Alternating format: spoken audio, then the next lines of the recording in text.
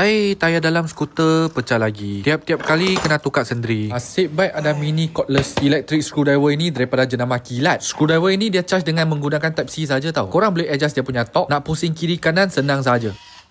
Jimat dan laju kan masa korang untuk buat kerja. Banyak kali tak nak beli, ingatkan tak pakai langsung. Tapi masa nak guna tak ada. So masa dah beli baru tahu berguna. Korang masih ingat tak satu video dulu? Aku pergi buka tayar ni. Buka sejam 2 jam.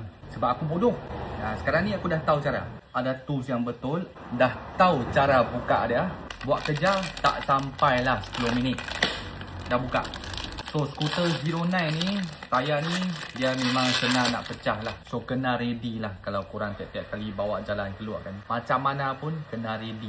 Tayar dalam yang pancit kita buang. Lepas tu kita pump sedikit angin dekat tayar dalam ataupun tube yang baru. Pump angin dulu, baru kita masuk. Jangan jadi bodoh macam aku dulu. So alright geng, angin pun sederhana. Jangan pump terlalu tebal tayar dalam ni, ataupun jangan pump sikit. Pump sederhana. So dia tak boleh terkeluar. Dia bagi dia bulat saja. Dia senang nak kunci. Dulu sejam aku kopek-kopek tak henti nak ambil keluar tayar ini. Rupa-rupanya sport rim dia tengah boleh belah dua. Jangan terlalu ketat dulu. Sekarang ni kita pump angin bagi dia kembang, bagi dia bulat. Supaya dia punya kedua-dua besi ni dia tak kapit dia punya tayar dalam. Orang Kedah memang panggil tayar dalam. Faham tak? Korang panggil tube ke tayar dalam ke? Faham-faham lah. Okay, keras. Beres.